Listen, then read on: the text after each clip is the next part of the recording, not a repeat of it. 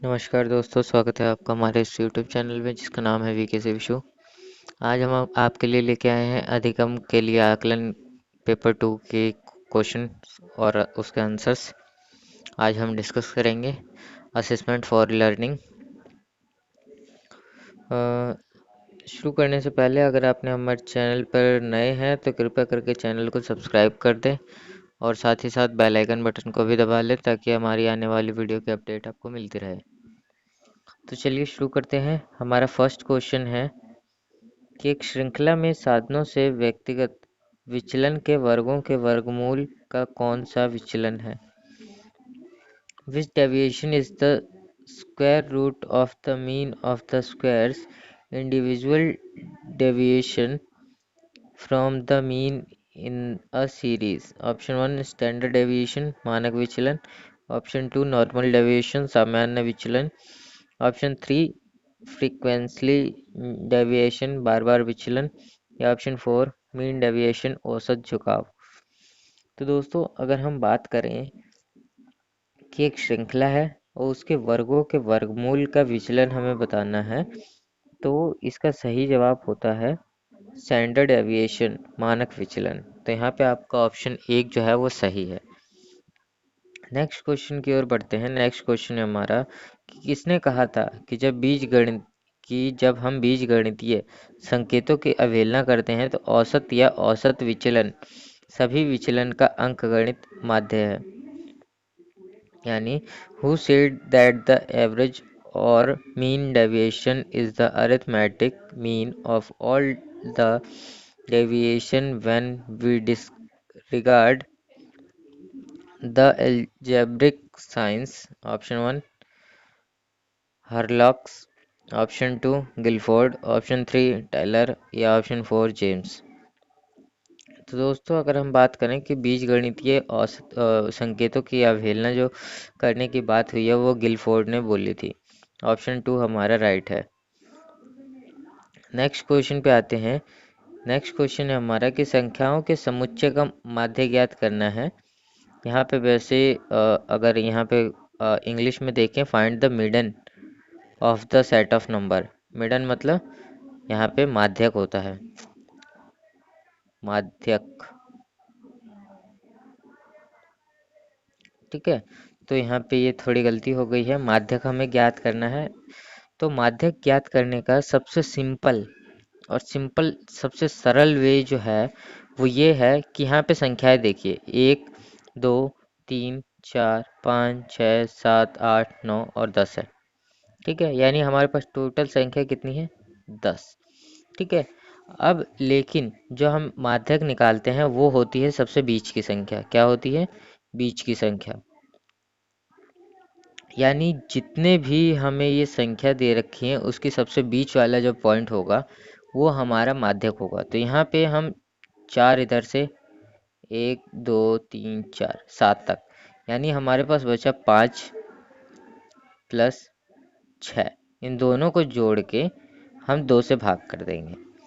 तो 6 5 कितना होता है? 11/2। इसको डिवाइड करा हमारे पास 5.5 हमारा आंसर होगा। तो यानी यहाँ पे जो आंसर है यहाँ पे 5.5 ये सही है। क्यों? क्योंकि हमें बीच वाली संख्या लेनी है। तो यहाँ पे 4 अगर हम इधर से लेते हैं, 4 इधर से लेते हैं, तो हमारे पास 2 संख्या बचती है। अगर सिंगल संख्या बचती है तो हमारा जो आंसर होगा वो वही होगा, अगर सिंगल संख्या बचती है तो, ठीक है। और अगर हमारे पास 2 संख्या है तो दोनों संख्या को आपस में प्लस करके 6 और 5 हमारे पास है, उसको प्लस करके 2 से डिवाइड कर देना है। हमारे पास 5.5 यहाँ पे आंसर आया, ठीक है। नेक्स्ट क्वेश्चन की ओर बढ़ते हैं। नेक्स्ट क्वेश्चन है कि यहाँ पे भी हमें माध्यक ज्ञात करना है, क्योंकि यहाँ पे दे रखा है मिडन ऑफ द सेट। मिडन का मतलब है माध्यक। तो यहाँ पे पहले 21 3 7 17 9 31 46 20 और 43, यानी 1 2 3 4 5 6 7 8 9 संख्याएं हैं हमारे पास, ठीक है। इसको इसके लिए निकालने के लिए, क्योंकि ये क्रम में नहीं है, एक लाइन में नहीं है, आगे पीछे हो रही है संख्याएं, तो सबसे पहले हमें इसे लाइन में करना होगा। 3 सबसे छोटी संख्या, 3 के बाद है 7, फिर उसके बाद 17, फिर 19, फिर 20, 21, 31 और 46। ठीक है, हमारे पास ये संख्या 1 2 3 4 5 6 7 8, सॉरी यहाँ पे 43 भी आएगा, 43 मैं भूल गया जो यहाँ लिखा हुआ था।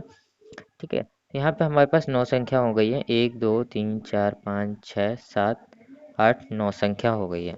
अब 9 संख्या में हम आसानी से जैसे 4 इधर से, 2 और 2, 4 इधर से हम जोड़ लेते हैं, तो यानी हमारी जो बीच की संख्या है वो है 20। तो यहाँ पे जो आंसर है हमारा ऑप्शन 2 सही है। ठीक है, इसमें दोस्तों क्योंकि थोड़ी हिंदी इंग्लिश में थोड़ी प्रॉब्लम हुई है, ठीक है, तो वो आप इंग्लिश के हिसाब से जो है आपको मीन निकालना है, मीडियन निकालना है या मोड निकालना है, माध्य माध्य बहुलक, तो जो भी आपको निकालना है वो आप इसके हिसाब से आप निकालिए। ठीक है, नेक्स्ट क्वेश्चन पे आते हैं। नेक्स्ट क्वेश्चन दे रखा है कि इन परीक्षा में हमें मोड निकालना है। ठीक है, यहाँ इंग्लिश में भी हमने देख लिया, मोड निकालना है। मोड का मतलब होता है बहुलक। अब बहुलक निकालने का सबसे आसान तरीका क्या है कि बहुलक निकालने का जो संख्या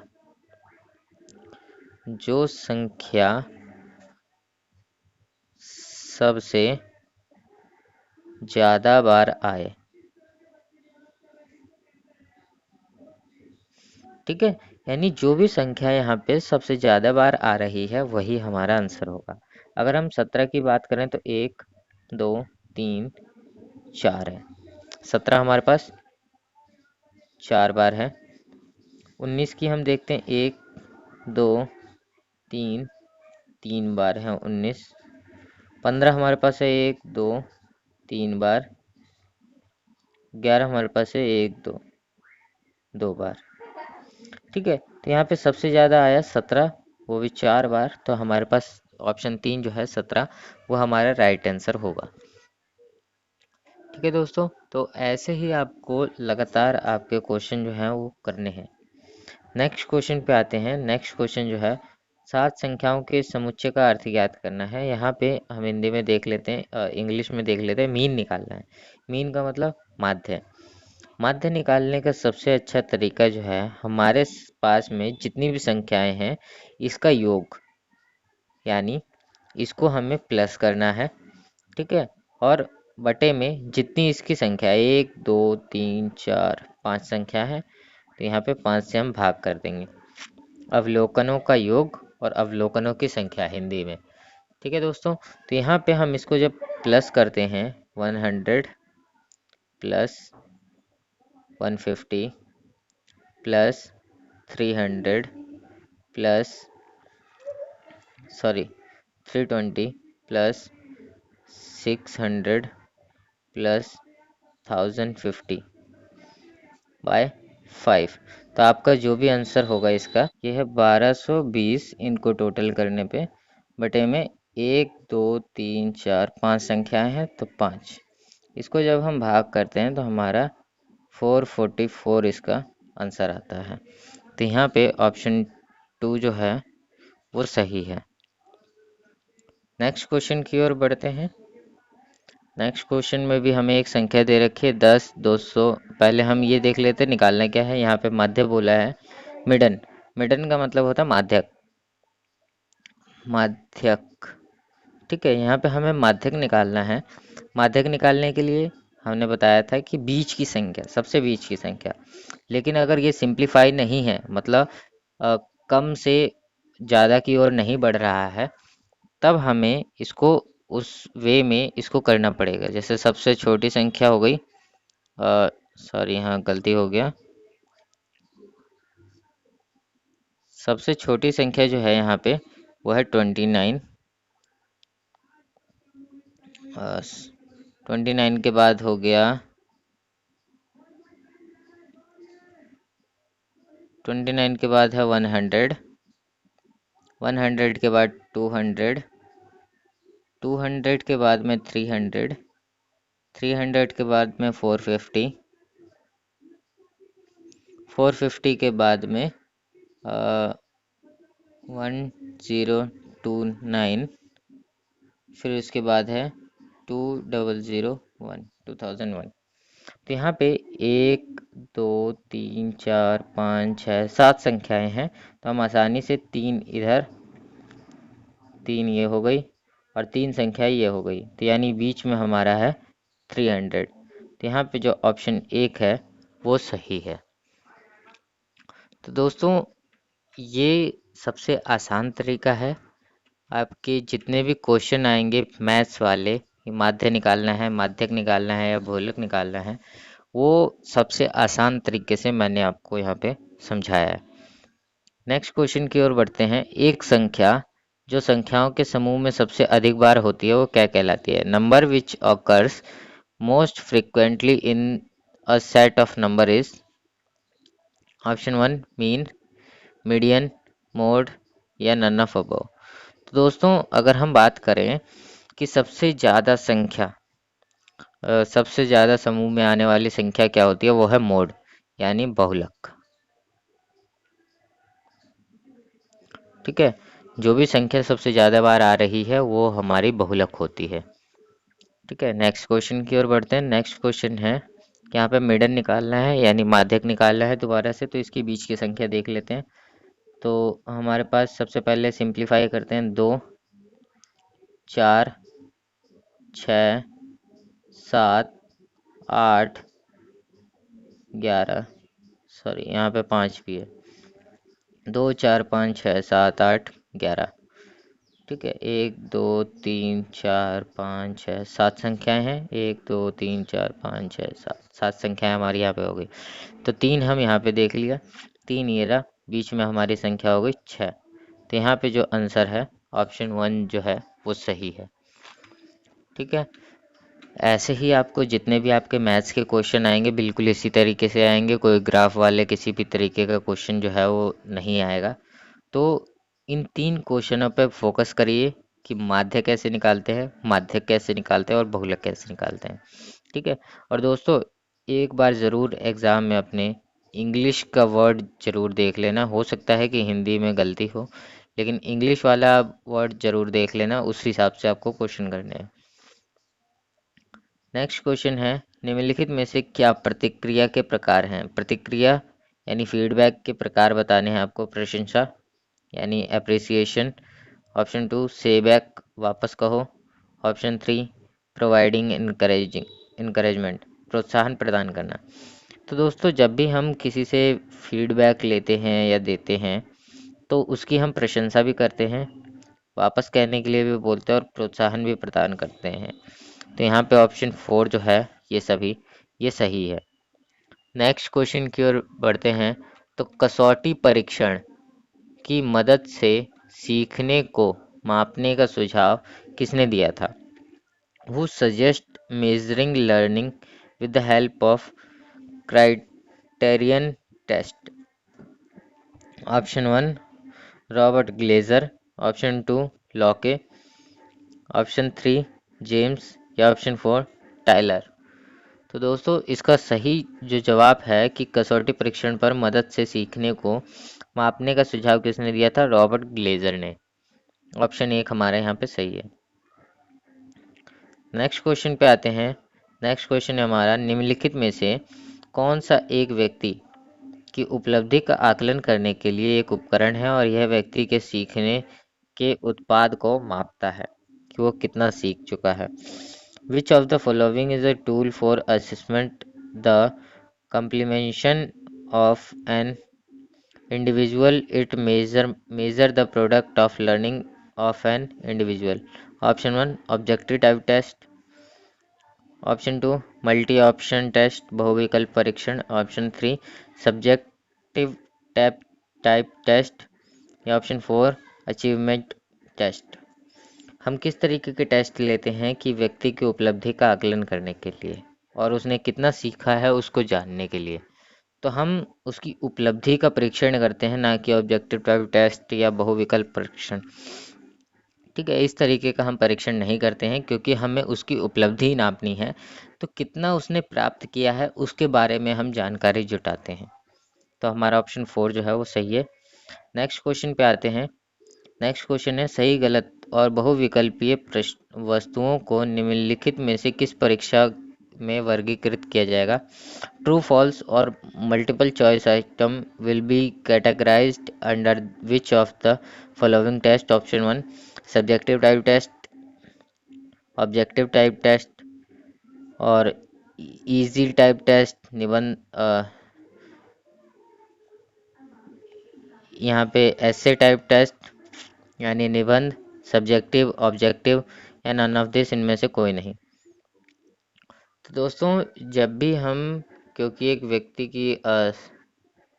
व्यक्ति की बहुविकल्पीय और सही गलत के बारे में अगर हम जांच कर रहे हैं तो यहाँ पे सबसे ज़्यादा ज़रूरी जो चीज़ है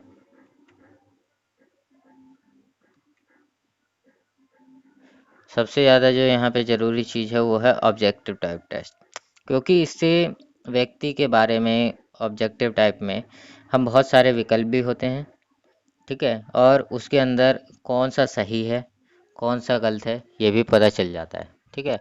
और अगर हम सब्जेक्टिव की बात करें तो वो सब्जेक्ट से रिलेटेड होता है, बड़ा आंसर होता है, निबंध में भी बड़ा आंसर होता है। तो ऑब्जेक्टिव टाइप टेस्ट में हम इस तरीके का परीक्षण जो है सही गलत और बहुविकल्पीय प्रश्न जो है वो हम कर सकते हैं। नेक्स्ट क्वेश्चन पे आते हैं, स्मरण प्रश्न और पूर्ण होने वाले प्रश्नों को किस प्रकार के परीक्षणों के अंतर्गत वर्गीकृत किया जाएगा? Recall question and completion question will be categorize under which type of test? Option 1 subjective type, option 2 essay type, option 3 objective type या ऑप्शन 4 अचीवमेंट टाइप। तो दोस्तों हम इस प्रकार के जो क्वेश्चन हैं स्मरण करना और पूर्ण होने वाले प्रश्नों को अगर हम कैटेगरी में रखना है तो वो हम ऑब्जेक्टिव टाइप टेस्ट में रखते हैं कि उसको कितना याद है कितना नहीं याद है, किस तरीके से वो क्या काम करेगा, वो उसकी हर चीज़ पता चल जाती है हमें ऑब्जेक्टिव टाइप में। नेक्स्ट क्वेश्चन पे आते हैं, विभिन्न प्रकार के प्रश्नों की संख्या को दर्शाने वाला सारणीबद्ध चार्ट प्रारूप कहलाता है? ऑप्शन 1 संचयी परीक्षण, परीक्षण का खाका, परीक्षण का निर्माण या परीक्षण का निदान, ठीक है। तो इसके बारे में हमें बताना है कि विभिन्न प्रकार के प्रश्नों की संख्या को दर्शाने वाला जो चार्ट होता है वो किस तरीके का होता है? तो वो है परीक्षण का खाका, ब्लूप्रिंट ऑफ द टेस्ट, ठीक है। तो यहाँ पे ऑप्शन 2 सही है। नेक्स्ट क्वेश्चन पे आते हैं, निबंध किस टाइप का टेस्ट है? Essay type test are option 1 subjective in nature, प्रकृति में करता है, ऑप्शन 2 हैविंग लेंथली आंसर, लंबे उत्तर होते हैं, या ऑप्शन 3 बोथ 1 एंड 2, एक और दो दोनों।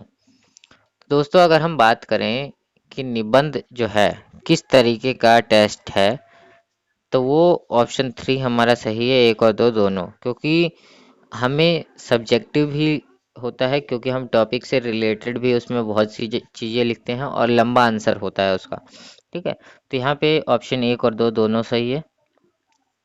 नेक्स्ट क्वेश्चन की ओर बढ़ते हैं, प्रारंभिक मूल्यांकन में शामिल है formative assessment include option 1 case studies, मामले का अध्ययन, option 2 field work, option 3 group project, समूह परियोजना या option 4 all of the above, उपरोक्त सभी। तो प्रारंभिक मूल्यांकन में जो शामिल होते हैं वो मामले का अध्ययन, फील्ड वर्क, समूह परियोजना, ये सारे होते हैं। तो यहाँ पे ऑप्शन 4 जो है वो हमारा सही है। नेक्स्ट क्वेश्चन की ओर बढ़ते हैं। नेक्स्ट क्वेश्चन है हमारे पास कि निर्धारित करने के लिए उपयोग किए जाने वाले योगात्मक आकलन क्या है? What are the summative assessment use for determine?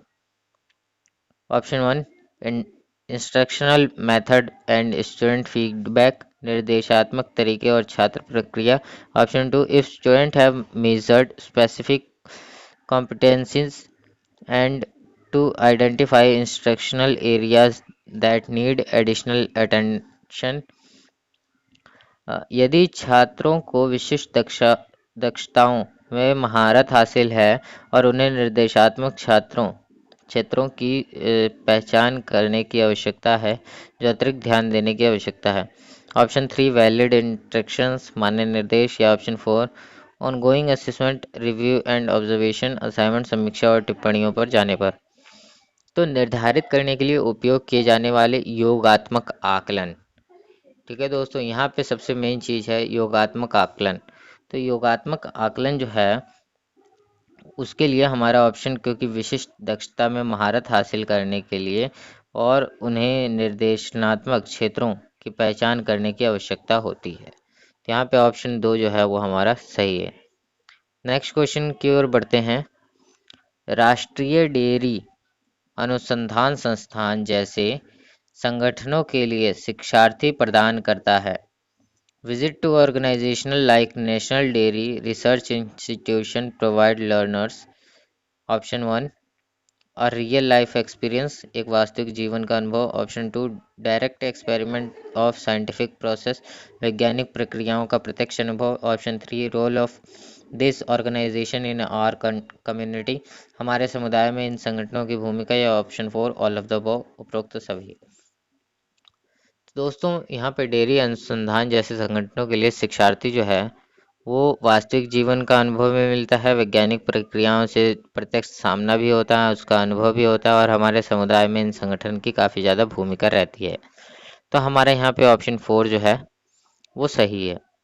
Next question की ओर बढ़ते हैं। डैश छात्र की शिक्षा के बारे में छात्र से प्रशिक्षक की प्रतिक्रिया है। Dash is feedback from the student to instructor about the students learning. Option 1 evaluation, मूल्यांकन। Option 2 assessment. ऑप्शन 3 फीडबैक, प्रतिपुष्टि। या ऑप्शन 4 टेस्ट, परीक्षा। तो डैश छात्र की शिक्षा के बारे में छात्र से प्रशिक्षक की प्रतिक्रिया जो होती है उसके बारे में अगर हम बात करें तो हमारा जो मूल्यांकन है, असेसमेंट जो है, उससे हमें पता चलता है कि छात्र की शिक्षा के बारे में अध्यापक कितना जानना चाहता है या कितना उसको पता है। नेक्स्ट क्वेश्चन पे आते हैं। नेक्स्ट क्वेश्चन जो है, डैश ग्रेडिंग और रिपोर्टिंग के उद्देश्यों के लिए छात्रों की सीखने और सामग्री को समझने के लिए तरीकों और उपायों का उपयोग करता है। Dash use method and measurement measures to जज student learning and understanding of the material of purpose of guiding and reporting. Option 1 assessment, मूल्यांकन। Option 2 evaluation. ऑप्शन 3 टेस्ट, परीक्षा। ऑप्शन 4 क्वेश्चन, प्रश्न। तो हम किस तरीके से ग्रेडिंग और रिपोर्टिंग के उद्देश्यों को हम कर सकते हैं, तो वो है हमारा इवेल्युएशन से। क्योंकि ग्रेडिंग और रिपोर्टिंग जो है बिना इवेल्युएशन के, बिना छात्र की बात जाने या बिना छात्र का इवेल्युएशन लिए, मूल्यांकन किए हम नहीं जान सकते। नेक्स्ट क्वेश्चन पे आते हैं कि डैश एक शोध है, एक श्रृंखला से युक्त उपकरण के उद्देश्य के लिए प्रश्न से जानकारी जुटाना है। Dash is a research instruction consisting of a series of questions for the purpose of gathering information from respondent।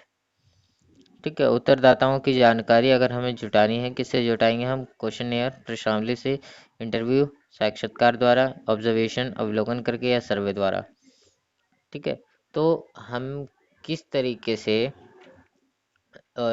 जो उत्तरदाता हैं उनकी हम जानकारी जुटाते हैं, वो है प्रश्नावली करके, क्वेश्चनेयर। यहाँ पे हम प्रश्न पूछ के उस उत्तर देने वाले की सारी जानकारी जो है वो हम जुटा सकते हैं। नेक्स्ट क्वेश्चन है, छात्रों के रिकॉर्ड के बारे में जागरूकता प्रदान करें, उनकी प्रगति और उनकी कमजोरी। छात्रों के माता पिता के लिए शिक्षक और प्रिंसिपल के बारे में क्या राय होती है? Dash records of the student provide the answer about their progress and weakness of the student to their parents, teacher and principal. अगर हम छात्रों के रिकॉर्ड के बारे में जागरूक करें उनके माता पिता, शिक्षक और प्रिंसिपल को, तो कौन से रिकॉर्ड, यहाँ पे डैश है, तो कौन सा रिकॉर्ड होना चाहिए, कौन से रिकॉर्ड के बारे में जागरूक करना चाहिए माता पिता, शिक्षक और प्रिंसिपल को? उपाख्यानात्मक अभिलेख, anecdotal record. Option 2 cumulative records, संचयी record. Option 3 both A and B. या option 4 none of the above, उपरोक्त में से कोई नहीं। दोस्तों, किस रिकॉर्ड को अध्यापक को उनके माता पिता और प्रिंसिपल को जानकारी देनी चाहिए? तो वो इन दोनों प्रकार के रिकॉर्ड की जानकारी देनी चाहिए। ठीक है, उपख्यानात्मक, एनेक्डोटल रिकॉर्ड और कम्युलेटिव रिकॉर्ड दोनों। नेक्स्ट क्वेश्चन पे आते हैं। नेक्स्ट क्वेश्चन है हमारा कि डैश बनाए रखता है महत्वपूर्ण घटना का वर्णन, काम और प्रदर्शन छात्रों के। यहाँ पे बेसिकली पूछा क्या गया है कि डैश जो है वो महत्वपूर्ण घटना का वर्णन और काम या प्रदर्शन, छात्रों का प्रदर्शन बनाए रखता है। किस चीज़ का प्रदर्शन बनाए रखता है? Dash maintains the description of significant event and work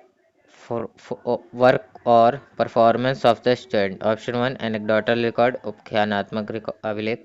option 2 cumulative record, संचयी रिकॉर्ड। ऑप्शन 3 ऑब्जर्वेशन, अवलोकन। ऑप्शन 4 नन ऑफ द उपरोक्त में से कोई नहीं। तो दोस्तों, ऐसा कौन सा अभिलेख है जो विद्यार्थियों के प्रदर्शन, काम का वर्णन, घटना और उनकी महत्वपूर्ण जानकारी को बनाए रखता है? आपके पास 3 ऑप्शन है। ठीक है, उपख्यानात्मक अभिलेख, संचयी रिकॉर्ड, अवलोकन और इनमें से कोई नहीं। तो इसकी हम बात करें तो उपख्यानात्मक यानी एनेक्डोटल रिकॉर्ड जो है वो बच्चे के परफॉर्मेंस, वर्क, सिग्निफिकेंट इवेंट और उसके डिस्क्रिप्शन के बारे में बताता है, बनाए रखता है। नेक्स्ट क्वेश्चन की बात करें तो किस तकनीक के लिए उपयोग किया जाता है मूल्यांकन, रुचि, दृष्टिकोण और छात्रों के मूल्य? ठीक है, ये थोड़ा क्वेश्चन आगे पीछे हो रहे हैं तो थोड़ा ध्यान से समझने की ज़रूरत है कि छात्रों के मूल्य, उनका मूल्यांकन, रुचि, दृष्टिकोण किस तकनीक के लिए उपयोग किया जाता है। Which technique is use for evaluation interest, attitude and value of the student. ठीक है, तो ऑप्शन 1 है रेटिंग स्केल, सूची की जांच करें, अवलोकन या उपरोक्त सभी। Rating scale, checklist, observation, all of the above. तो यहाँ पे बताना है कि कौन सी टेक्निक से छात्रों की मूल्यांकन, उनकी रुचि, दृष्टिकोण और उनके मूल्यों का पता चलता है। तो उसके बारे में अगर हम बात करें तो ऑप्शन 2 जो है चेकलिस्ट, हमें एक चेकलिस्ट बनानी चाहिए और उसके बारे में ये देखना चाहिए कि बच्चा किस चीज़ में रुचि कर रहा है, किस चीज़ में नहीं कर रहा है। तो हमें सेकंड वाले चेकलिस्ट से हमें ये सब चीज़ें पता चलेंगी। नेक्स्ट क्वेश्चन है डैश औपचारिक हो सकता है या अनौपचारिक। डैश कैन इधर फॉर्मल और इनफॉर्मल। ऑप्शन 1 असेसमेंट, मूल्यांकन। ऑप्शन 2 एग्जामिनेशन, परीक्षा। ऑप्शन 3 स्कूल या ऑप्शन 4 साक्षात्कार। तो दोस्तों, औपचारिक भी हो और अनौपचारिक भी हो, ये कौन सी चीज़ हो सकती है? यहाँ पे ऑप्शन आपके दे रखा है मूल्यांकन, परीक्षा, स्कूल या साक्षात्कार। तो दोस्तों, हम बात करते हैं पहले मूल्यांकन की। तो मूल्यांकन जो है वो औपचारिक भी हो सकता है, अनौपचारिक भी हो सकता है। औपचारिक का मतलब है कि उसको पूरे प्रोसीजर के साथ में हम फॉलो कर रहे हैं, तो ऐसा मूल्यांकन औपचारिक कहलाता है। और जिसे हम प्रोसीजर के साथ में फॉलो नहीं करते वो मूल्यांकन जो है अनौपचारिक कहलाता है। यानी अगर हम बात करें प्रोसीजर की, तो स्कूल के बेसिक प्रोसीजर क्या होते हैं? टेस्ट वगैरह, यूनिट टेस्ट, ठीक है, या वीकली टेस्ट, इसके अलावा एग्जामिनेशन। ठीक है, उनके कुछ रिकॉर्ड्स रखे जाते हैं, उनसे हम पता कर सकते हैं, मूल्यांकन कर सकते हैं उसका। ठीक है, तो ये सारी चीज़ें जो हैं, इसके अलावा भी बहुत सारी चीज़ें होती हैं कि अध्यापक जो है क्लास में जो भी बच्चा किसी भी तरीके की हरकतें कर रहा है उसका भी जो है अवलोकन करता है, मूल्यांकन करता है। इसके अलावा एग्ज़ाम हमेशा फॉर्मल होता है, स्कूल भी फॉर्मल होता है, साक्षात्कार भी फॉर्मल होता है। तो ऑप्शन 1 जो है वो हमारा सही है कि औपचारिक भी हो सकता है और अनौपचारिक भी। नेक्स्ट क्वेश्चन पे आते हैं। नेक्स्ट क्वेश्चन है हमारा डैश मूल्यांकन का एक रूप है। ठीक है, इसमें से सही जवाब निकालना है कि dash assessment is a form of questioning which has a single correct answer. यानी उपरोक्त में से कोई एक बताना है। ऑब्जेक्टिव, उद्देश्यपरक। ऑप्शन 2 थ्योरी, सिद्धांतिक। ऑप्शन 3 सब्जेक्टिव, व्यक्तिपरक। या ऑप्शन 4 इनमें से कोई नहीं। तो डैश मूल्यांकन का रूप है जिसके अंदर खोज होती है। ठीक है, तो वो है उद्देश्यपरक मूल्यांकन, कि किस उद्देश्य से हम किसी बच्चे का मूल्यांकन कर रहे हैं, ये हमारे लिए सबसे ज़्यादा ज़रूरी होता है। हमारे पास अगर कोई उद्देश्य नहीं है तो हम उल्टे सीधे क्वेश्चन बना के उसका जो हम मूल्यांकन करना चाहते हैं अपने तरीके से, वो हम करते हैं। लेकिन अगर हमारे पास एक उद्देश्य है कि हमें किस बेसिस पे उसको जांचना है, उसका किस बेसिस पे मूल्यांकन करना है, तो हम उसका उद्देश्य सबसे पहले निर्धारित करते हैं। नेक्स्ट क्वेश्चन पे आते हैं, कौन सा मूल्यांकन किया जाता है एक पाठ्यक्रम के अंत में या परियोजना के अंत में। विच assessment is carried out at the end of course और प्रोजेक्ट, यानी पाठ्यक्रम के अंत में कौन सा मूल्यांकन किया जाता है। ऑप्शन एक, सारांशित मूल्यांकन, सबमिटिव असेसमेंट, फॉर्मेटिव असेसमेंट, रचनात्मक आकलन। ऑप्शन थ्री, डायग्नोस्टिक असेसमेंट, नैदानिक मूल्यांकन, या option four, all of none of them, इनमें से कोई नहीं। तो दोस्तों, पाठ्यक्रम के अंत में या परियोजना के अंत में जो भी अध्यापक अगर कुछ पढ़ा रहा है, तो उसके एंड में किस तरीके का मूल्यांकन वो करता है, तो वो है सारांशित मूल्यांकन। कि अगर एक अध्यापक है, उसने सारा चैप्टर पढ़ा लिया, तो उसको एक शॉर्ट समरी में उसको समझाने का प्रयास करता है, या बच्चों से कुछ शॉर्ट में पूछने का प्रयास करता है कि इस कहानी में मोटा मोटा था क्या। ठीक है, तो हमारा सारांशित मूल्यांकन सही है। नेक्स्ट क्वेश्चन पे आते हैं, स्वयं यह किसी कार्यों, दृष्टिकोण या प्रदर्शन का मूल्यांकन कहलाता है।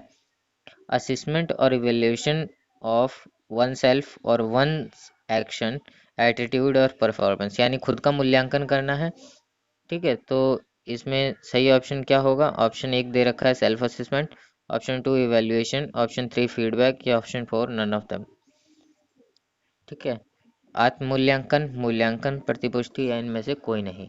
तो ये होता है आत्म मूल्यांकन, क्योंकि स्वयं का मूल्यांकन कर रहा है कोई व्यक्ति, चाहे वो उसका कोई कार्य है, कोई दृष्टिकोण है, या कुछ भी है, तो वो आत्म मूल्यांकन कहलाता है।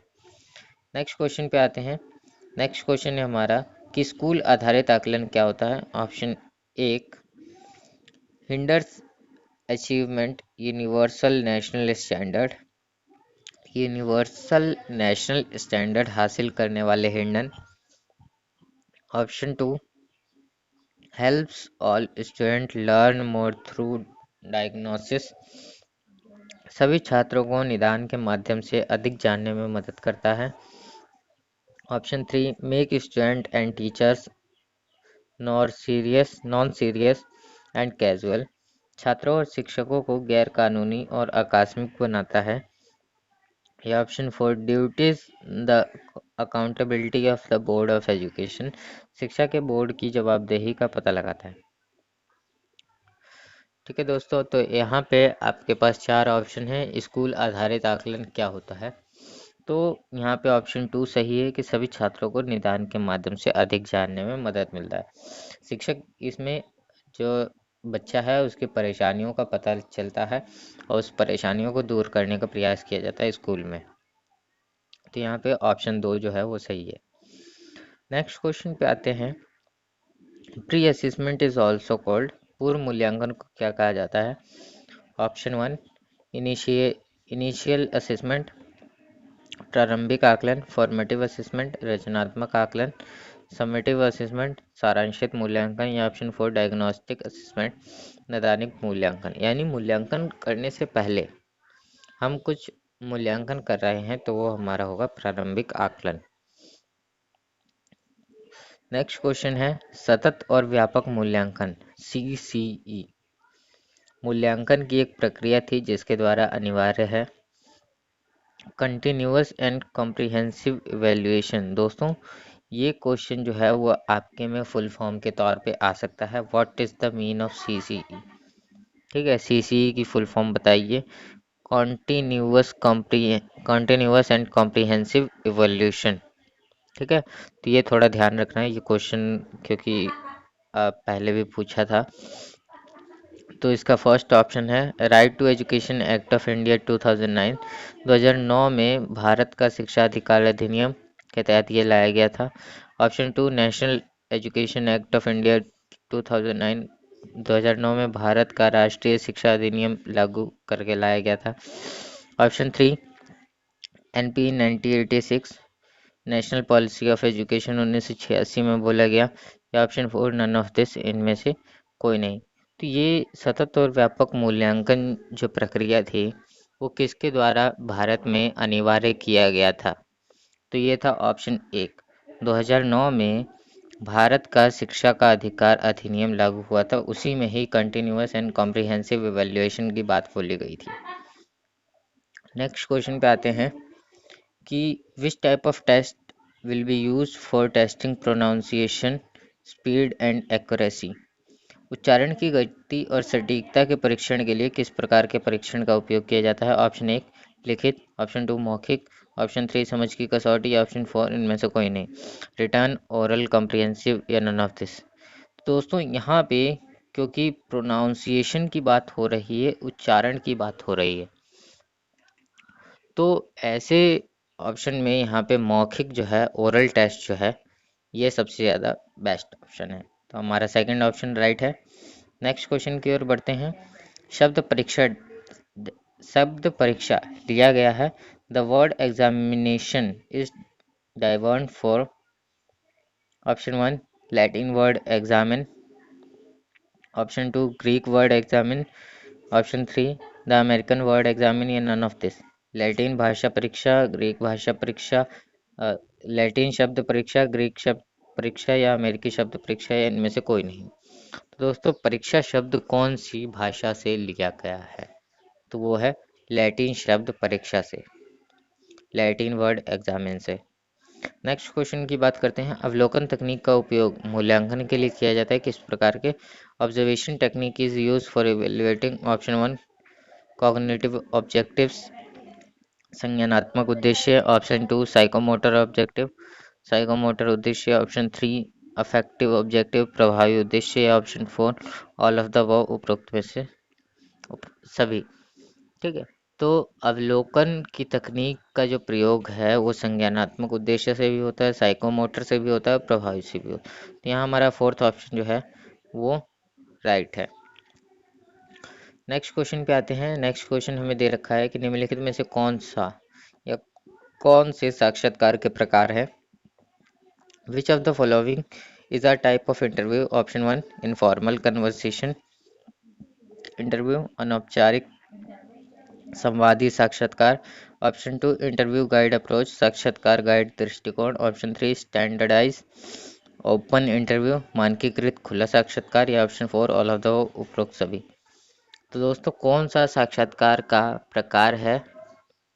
तो यहाँ पे क्योंकि अनौपचारिक साक्षात्कार भी होता है, गाइडेड दृष्टिकोण वाला साक्षात्कार भी होता है और मानकीकृत साक्षात्कार भी होता है, तो यहाँ ऑप्शन फोर जो है वो सही है।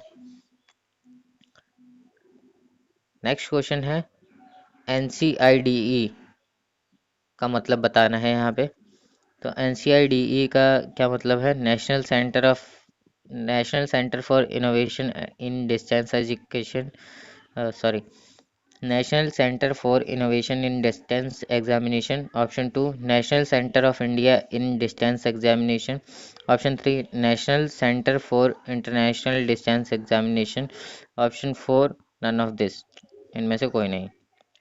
NCIDE का मतलब दूरस्थ परीक्षा में नवाचार के लिए राष्ट्रीय केंद्र, दूरस्थ परीक्षा में भारत का राष्ट्रीय केंद्र, option three national centre for international distance examination, या ऑप्शन फोर इनमें से कोई नहीं। तो NCIDE की फुल फॉर्म जो है वो ऑप्शन वन सही है, national centre for innovation in distance examination. ठीक है, ये भी बिल्कुल ध्यान से याद रखना क्योंकि फुल फॉर्म जो है कोई ना कोई एक जरूर पूछेगा। नेक्स्ट क्वेश्चन पे आते हैं। NIOS क्या है? NIOS की फुल फॉर्म बतानी है। National institute of open schooling, option two national India of open schooling, option three national institute of open studies, या option four none of this, इनमें से कोई नहीं। तो दोस्तों NIOS की जो फुल फॉर्म होती है national institute of open schooling, राष्ट्रीय मुक्त विद्यालय शिक्षा संस्थान।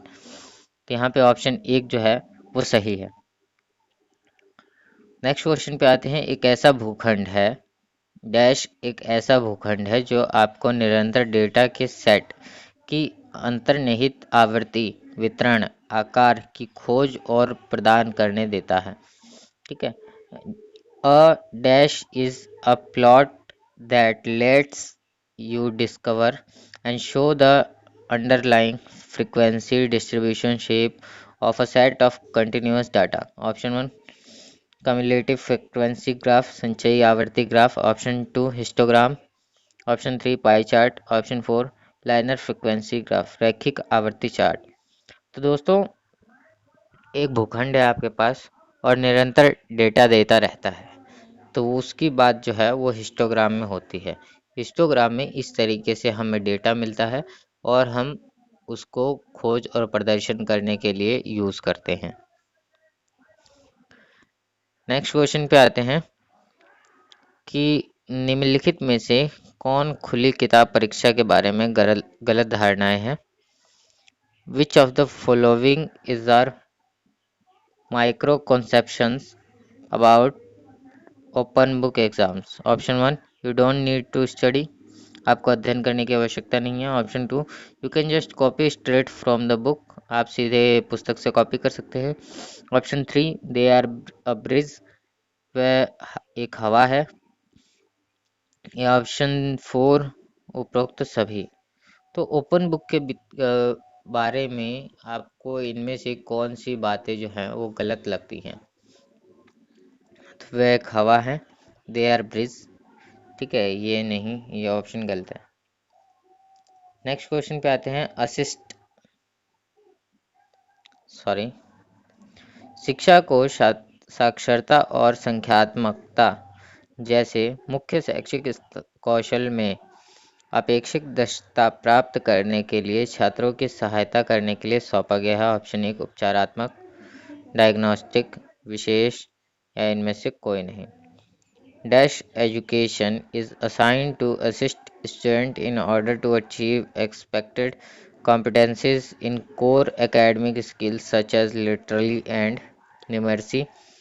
Option 1 remedial, option 2 diagnostic, option 3 special, या option 4 none of this. दोस्तों एक शिक्षा को साक्षरता और संख्यात्मक जैसे शैक्षिक कौशल में हमें करना है, तो उसके लिए कौन सा ऑप्शन जो है वो सही रहेगा, वो है उपचारात्मक. ऑप्शन 1 सही है. नेक्स्ट क्वेश्चन है. एक डैश गोलाकार सांख्यिकी ग्राफ है जिसे संख्यात्मक अनुपात को समझने के लिए स्लाइस में विभाजित किया जाता है. Dash is a circular statistical graph which is divided into slices to illustrate numerical proportion. Option 1 pie chart.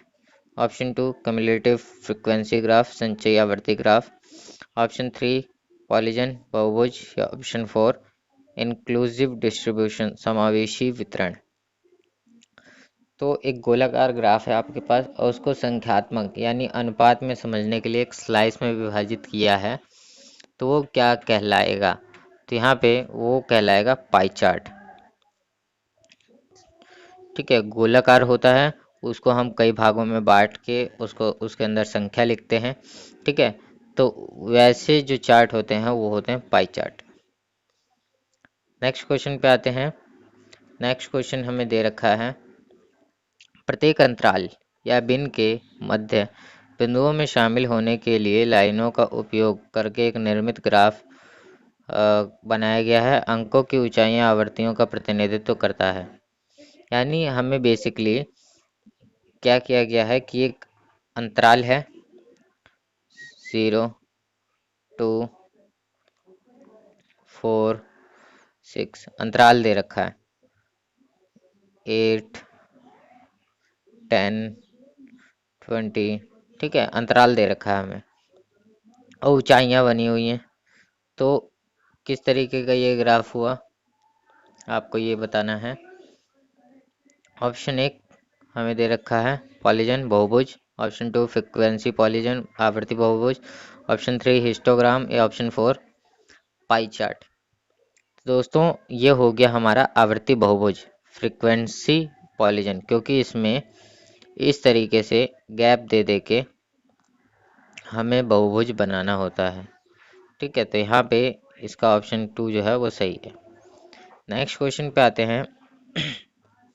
Next question हमें दे रखा है कि विस्फोटों के चर का ग्राफ विस्फोटों की आवृत्ति अनुपात को दर्शाता है, जिसकी अवधि किसी दिए गए स्तर से कम या बराबर है। Graph of the eruption variables shown the frequency proportion of eruption whose duration are less than or equal to given level is, उसका लेवल क्या होना चाहिए? Option 1 frequency graph, option 2 cumulative frequency graph संचयी आवर्ती लेख ग्राफ, ऑप्शन 3 पॉलीजन बहुभुज, या option 4 both 2 और 3। तो यहाँ पे जो संचयी आवर्ती ग्राफ है और बहुभुज है, ये दोनों होते हैं कम या बराबर में। ठीक है, तो ये हमारा सही आंसर है। नेक्स्ट क्वेश्चन पे आते हैं। कौन सा ग्राफ एक चार्ट या ग्राफ है जो आयताकार सलाखों के साथ श्रेणीबद्ध डेटा को ऊंचाइयों या लंबाई के साथ प्रस्तुत करता है जो उन मूल्यों के अनुपातिक है जो वे प्रतिनिधित्व करते हैं? Option 1 bar graph, option 2 frequency graph, option 3 संचयी आवर्ती ग्राफ, या ऑप्शन 4 हिस्टोग्राम। दोस्तों, अगर एक बात करें कि एक ग्राफ एक चार्ट है और आयताकार सलाखें, ठीक है, हमें इस तरीके से दे रखा है, तो वो कौन सा ग्राफ होगा? उसे हम बोलते हैं बार ग्राफ। ठीक है, ये बार है। ठीक है, इस तरीके से आपका जो ग्राफ बनता है वो है बार ग्राफ। नेक्स्ट क्वेश्चन पे आते हैं। नेक्स्ट क्वेश्चन है, किसी वस्तु या घटना की विशेषता के लिए एक संख्या का असाइनमेंट क्या है जिसकी तुलना अन्य वस्तुओं या घटनाओं के साथ की जा सकती है? What is the assignment of a number or to a characteristics of an objective or event which can be compared with other objects or events? Option 1 evaluation मूल्यांकन, ऑप्शन 2 मेजरमेंट माप, ऑप्शन 3 लेंथ लंबाई, या option 4 wait वजन। तो किसी विशेषता या assignment अगर हम बना रहे हैं किसी वस्तु की जिसकी तुलना अन्य वस्तुओं या घटनाओं के साथ हम कर सकते हैं, तो उसको हम क्या बोलेंगे? तो उसका हमारा सही जो आंसर है वो है माप। ठीक है, हम एक चीज़ का माप लेते हैं, उसका मेजरमेंट करते हैं, ठीक है, और उसकी दूसरे वस्तुओं के साथ तुलना करते हैं किसमें क्या कम है या क्या ज़्यादा है। नेक्स्ट क्वेश्चन पे आते हैं। The calculation made on the observation of unit और अ ग्रुप और डाटा इज नोन एज, किसी समूह या डेटा की इकाइयों के अवलोकन पर की गई गणना को किस नाम से जाना जाता है? ऑप्शन 1 डिस्क्रिप्टिव स्टैटिस्टिक वर्णनात्मक आंकड़े, ऑप्शन 2 कम्युलेटिव स्टैटिस्टिक्स संचयी आंकड़े, स्केल स्केल के आंकड़े, या मेजरमेंट तराजू वाले। ठीक है, तो अगर हमें किसी डेटा बहुत सारा हमें डेटा मिला है, उस पर हमने अवलोकन करा, उसका ऑब्जर्वेशन किया, और फिर हमने एक दूसरा डेटा हमने निकाला, तो वो होता है वर्णनात्मक। ठीक है, जैसे मैं किसी मेले में गया, मेले का हमने डेटा इकट्ठा करा कि कितने लोग किस किस चीज़ के लिए आए हैं। ठीक है, वो मैंने डेटा इकट्ठा करा, ये बहुत सारा डेटा हो गया। अब उसको घर आया, मैंने उस डेटा का ऑब्जर्वेशन किया, ठीक है, और फिर मैंने उसका जो आंकड़े निकाले वो हैं वर्णनात्मक आंकड़े, फिर मैं उसकी वर्णन करूँगा।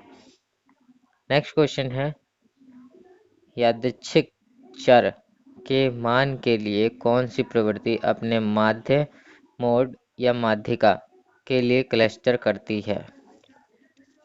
Which the tendency for the values of a random variable to cluster around its mean, mode और मीडियन? ऑप्शन 1 मेजरमेंट टेंडेंसी माप की प्रवृत्ति, ऑप्शन 2 कम्युलेटिव टेंडेंसी संचयी प्रवृत्ति, ऑप्शन 3 सेंट्रल टेंडेंसी केंद्रीय प्रवृत्ति, या ऑप्शन 4 नन ऑफ दिस, इनमें से कोई नहीं। तो दोस्तों, अगर हम बात करें कि चर के लिए कौन सी प्रवृत्ति अपने माध्यिका के साथ क्लस्टर करती है, तो वो है सेंट्रल टेंडेंसी केंद्रीय प्रवृत्ति।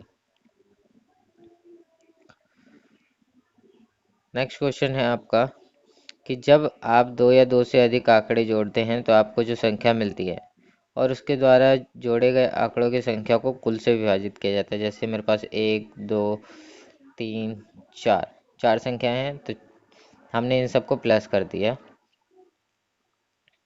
4 3 7 और 3 10 बाय 1 2 3 4 चार संख्याएं हैं, 4 से तो हमारे पास आया 2 पंजे 10, 2 दूनी 4, 5/2। ठीक है, तो ये कौन सा जो फॉर्मूला है, बेसिकली ये पूछा गया है।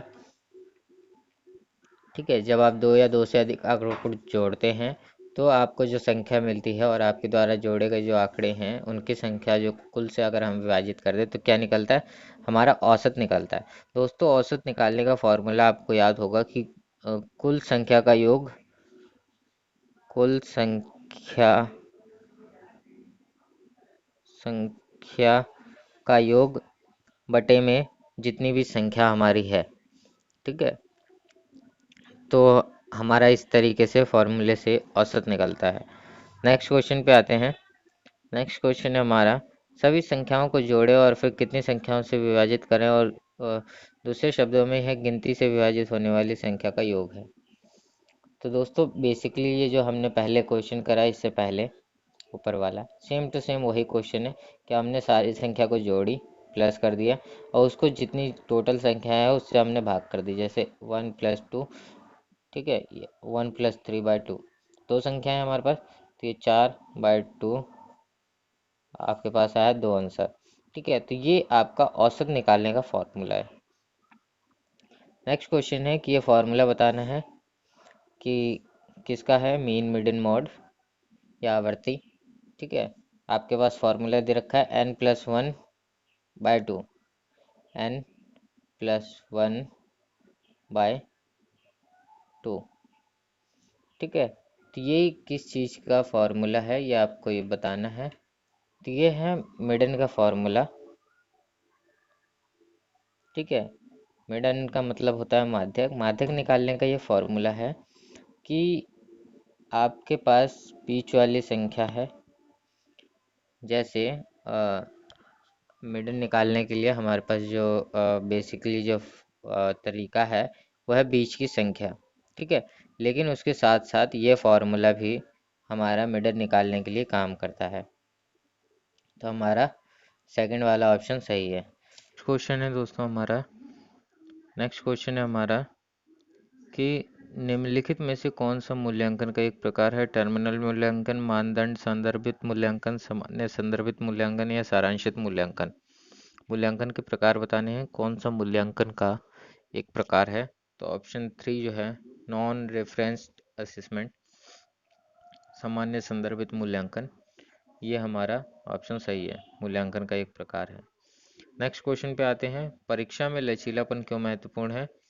Flexibility in exam is important because option 1 allows to better performance, बेहतर प्रदर्शन की अनुमति देता है। Option 2 helps to getting good marks, अच्छे अंक लाने में मदद करता है। ऑप्शन 3 स्कोरिंग हाईएस्ट, उच्चतम स्कोरिंग, या option 4 none of the above, उपरोक्त में से कोई नहीं।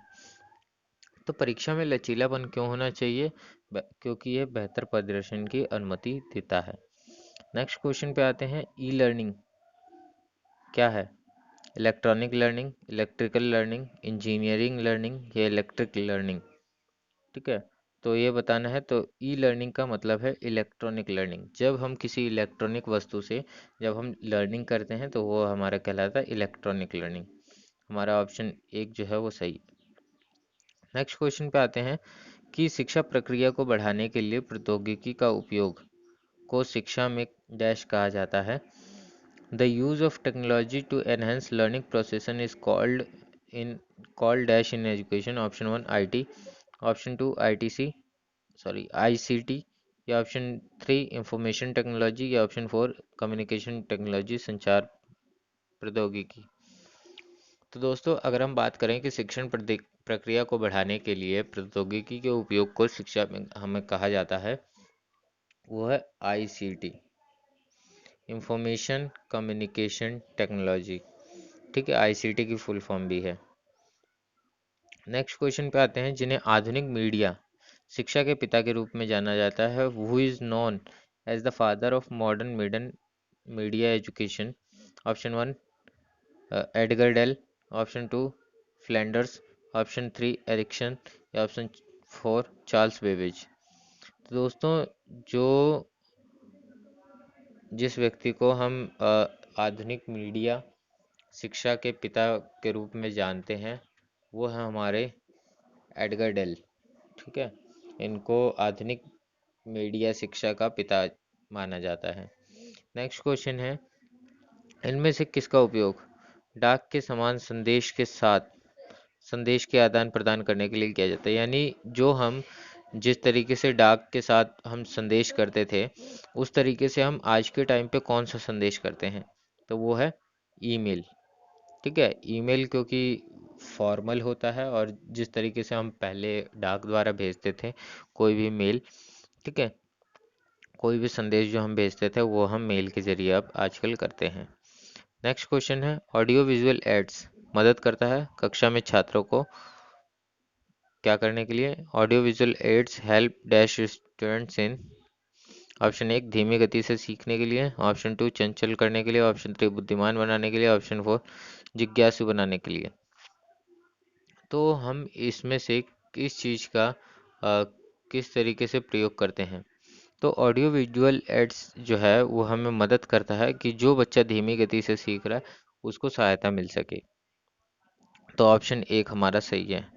नेक्स्ट क्वेश्चन है, थ्योरी जिसमें अवलोकन और वैज्ञानिक अध्ययन है कि लोग कैसे सीखते हैं? Theory that have observation and scientific study about how people learn. Option 1 scientific study वैज्ञानिक अध्ययन, ऑप्शन 2 कंस्ट्रक्टिविज्म रचनावाद, ऑप्शन 3 ग्रुप स्टडी समूह अध्ययन या ऑप्शन 4 ह्यूमन स्टडी मानव अध्ययन। तो जिसमें अवलोकन और वैज्ञानिक अध्ययन हम सीखते हैं उसे क्या कहा जाता है? उसे कहा जाता है रचनावाद, कंस्ट्रक्टिविज्म।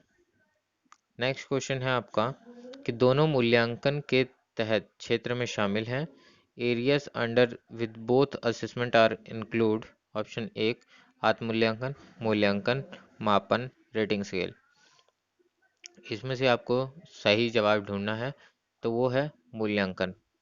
मूल्यांकन जो है वो मूल्यांकन के तहत शामिल है, दोनों मूल्यांकन के तहत, चाहे वो आत्म मूल्यांकन हो चाहे वो किसी भी प्रकार का मूल्यांकन हो उसके तहत शामिल है।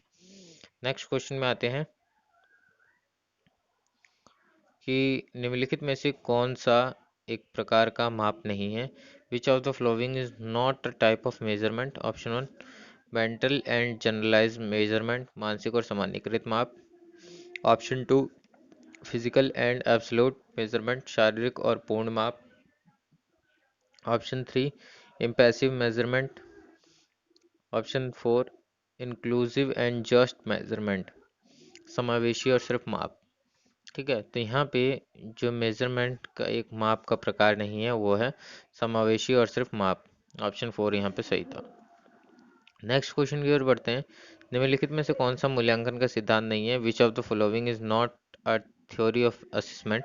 ऑप्शन 1 वैलिडिटी वैधता, ऑप्शन 2 क्रेडिटेबिलिटी एंड रिस्पॉन्सिबलनेस विश्वसनीयता और तर्कशीलता, option 3 physical and absolute measurement शारीरिक और पूर्ण मूल्यांकन, ऑप्शन 4 मैनेजेबल प्रबंधनीय। कौन सा मूल्यांकन का सिद्धांत नहीं है? वो है शारीरिक और पूर्ण मूल्यांकन। ऑप्शन 3 हमारा सही है।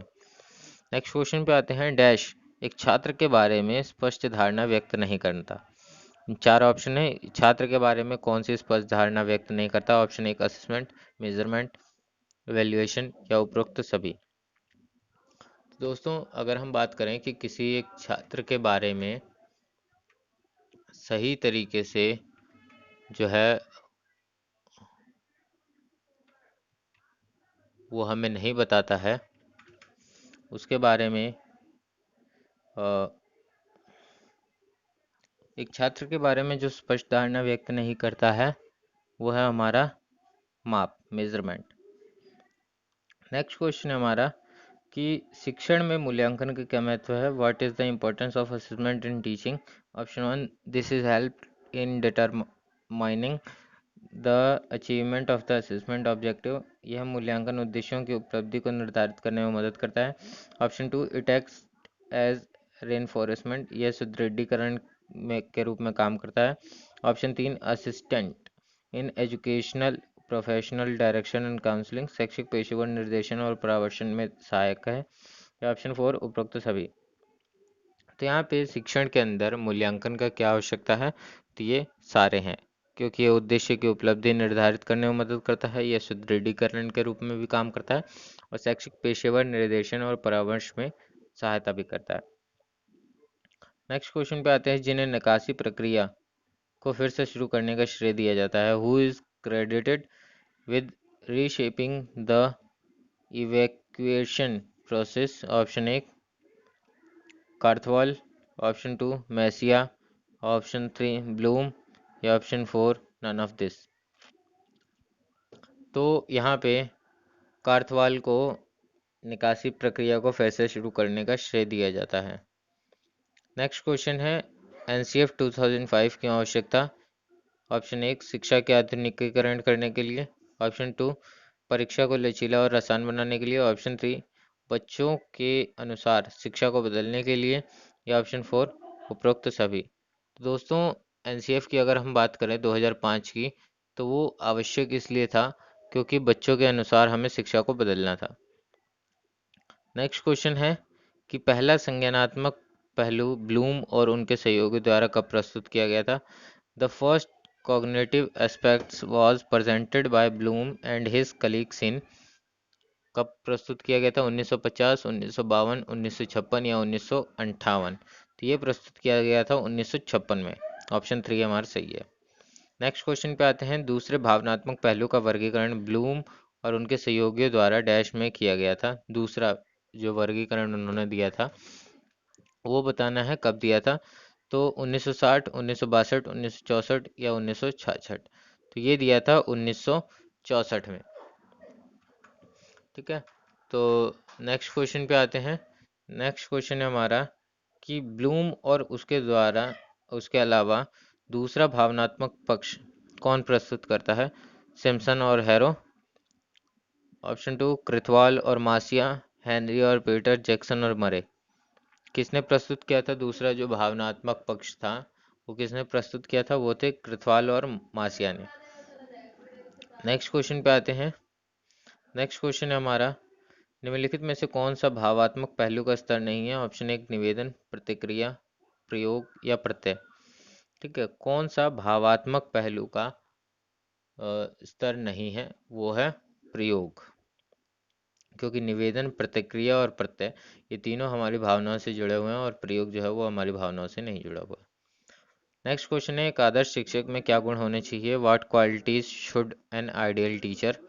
Option 1, patient and patience and tolerance, धैर्य और सहनशीलता। ऑप्शन 2, स्टडी फ्लेक्सिबिलिटी, लचीलेपन का अध्ययन। Option 3, knowledge of new technique, नई तकनीकों के ज्ञान। या उपरोक्त सभी। तो दोस्तों, यहाँ पे आदर्श शिक्षक का जो गुण होता है वो ये सारे ही होते हैं। तो हमारा यहाँ पे ख़त्म हो रहा है, आज की क्लास हमारी यहीं ख़त्म होती है। अगर ये वीडियो पसंद आए तो कृपया इसे लाइक, शेयर और सब्सक्राइब जरूर कर दें। धन्यवाद।